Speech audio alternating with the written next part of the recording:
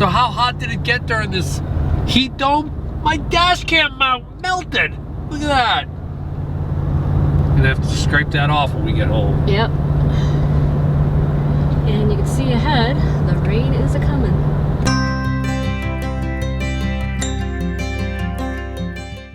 So I always find it interesting to match up the weather maps and the radar maps with real time. And you can see from the picture that it's crossing the road ahead of us and we are about to hit some rain. Look at that, you can see the line right there where the... Yep. How cool is that? Yep, there it is. Where it gets heavy.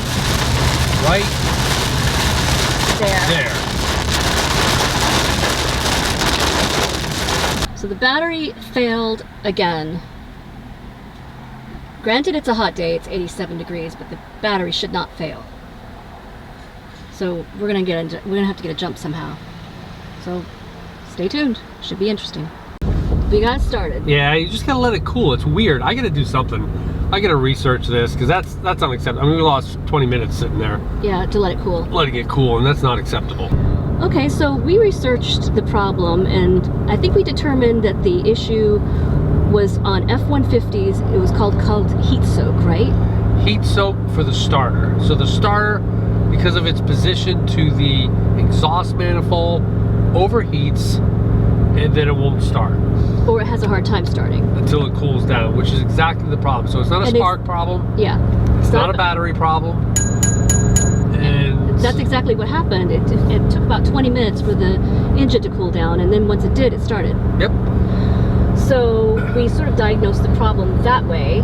So what is the solution? The solution is apparently you can buy an aftermarket heat shield, which Velcro's on is what Cindy says, which sounds kind of wonky to me, but yeah. We're going to research some aftermarket heat shields, whether Ford does it, our local mechanic does it, or I do it. I think that's in our future because this is untenable. You can't. It is. We can't be stalled somewhere for 20 minutes. It hasn't happened yet this trip, but today was one of the first tow days where we had to get gas and it was over 90 degrees. And, yeah.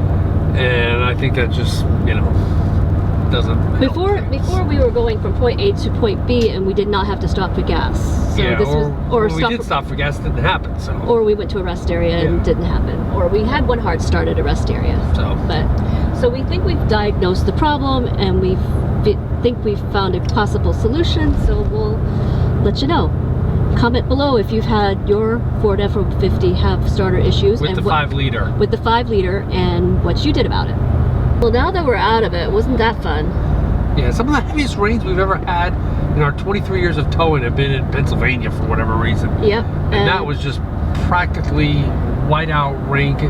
Obviously, we didn't film because Cindy was keeping an eye out for traffic, so was I. It is interesting that our tire temperatures have dropped by about 15, 20 degrees with the rain. Not only did we have the whiteout rain conditions, but we hit construction zone at the same time. Yeah, had to drop a lane. We had to drop a lane, and so we were both very much concentrating on the drive right then. But yeah, this has been quite the day, tow day, right? Baby.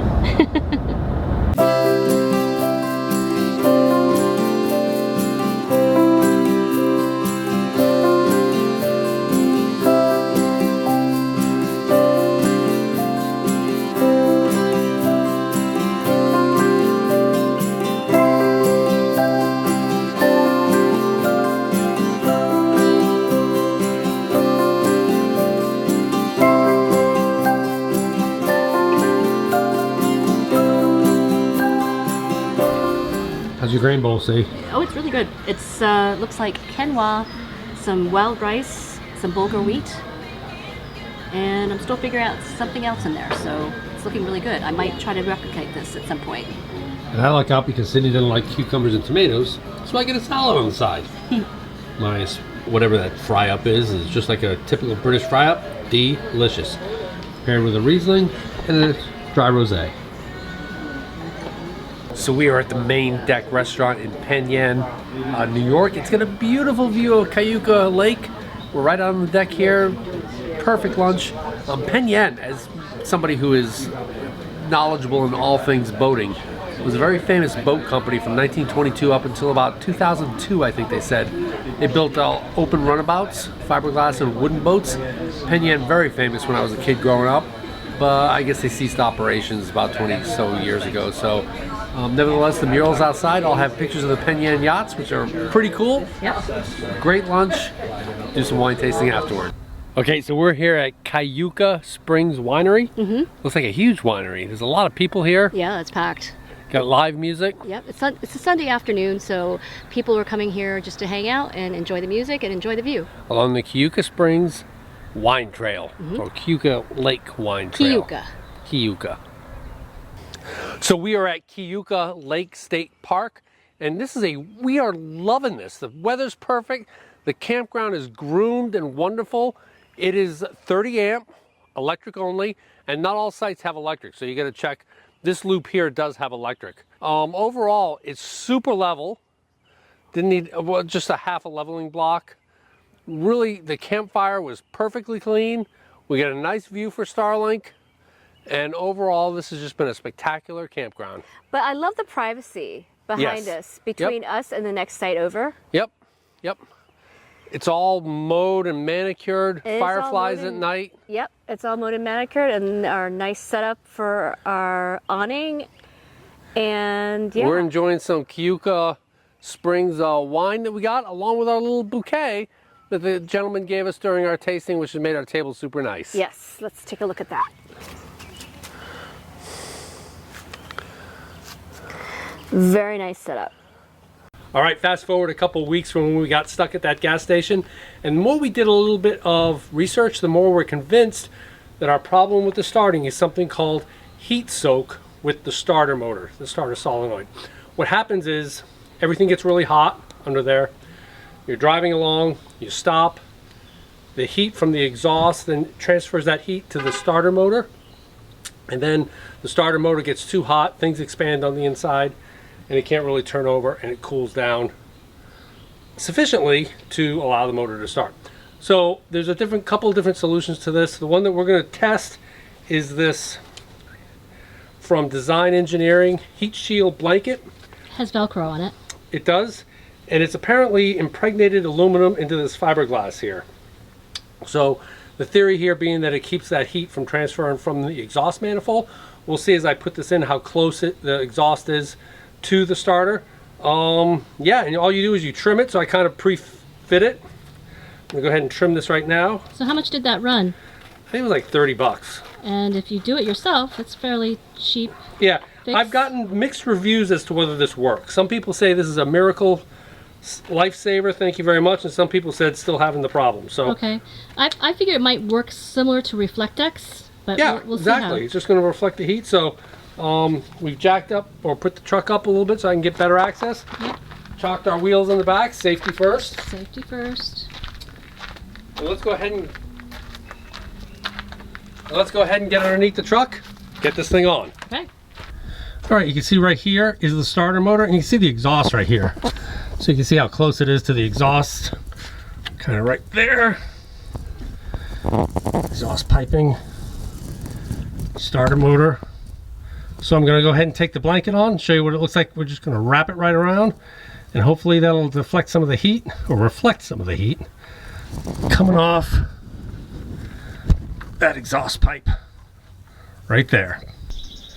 All right, there it is, we got it installed. They said to keep the Velcro away from the exhaust, so the Velcro's over here. Exhaust, as we said, is up there. So yeah, we'll go ahead and run this for a while before we're towing, just to make sure it stays on and doesn't catch on fire or something. And yeah, we'll see if this works eventually once we start towing. Okay, we're here at the Global Luv Subbin Research and Development Headquarters here in Bennington, Vermont. And we fired up the grill. We're ready to do some grilling and chilling tonight, but before so, we're gonna do some science. Yes, we are. We're gonna test this heat shield and see if the null hypothesis can be rejected or accepted. And what is that null hypothesis? The null hypothesis is there's gonna be no difference in the metal with the shield or without it. Yep, so we're gonna throw it on the grill. Yep. I think 5 minutes is what we came up to. That's about the average stop for a gas station. Yeah. We'll put the materials on there. Yep. we'll take a temperature, and we'll be right back in 5 minutes. And we're going to take it with this professional thermopen. Yep, which you can get from our Amazon store. Also good for checking tire temperatures and your hubs when you're at a rest stop. Yep, should be fun. All right, let's set up our experiment. All right.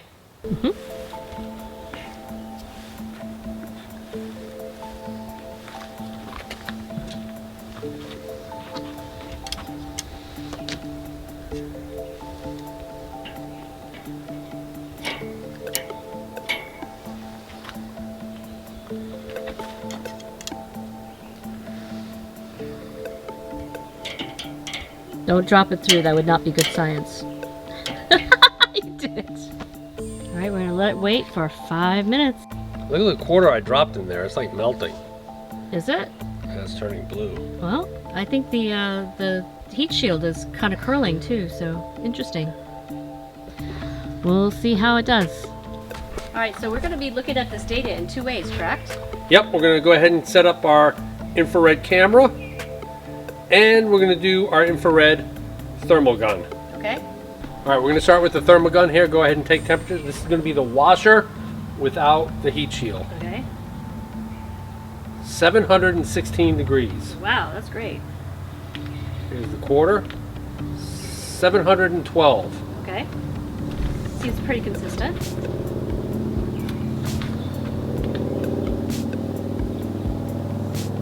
$333. Okay. That makes a significant difference. 344. Okay. So I would have to say, just from the physical difference, we can know.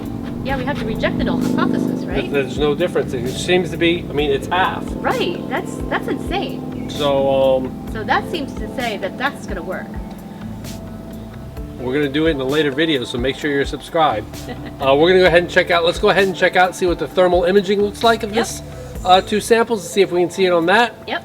And you can see that thermal imaging here. You can see pretty much a interesting difference here. Okay. Looking quite fascinating as far as the thermal imaging goes.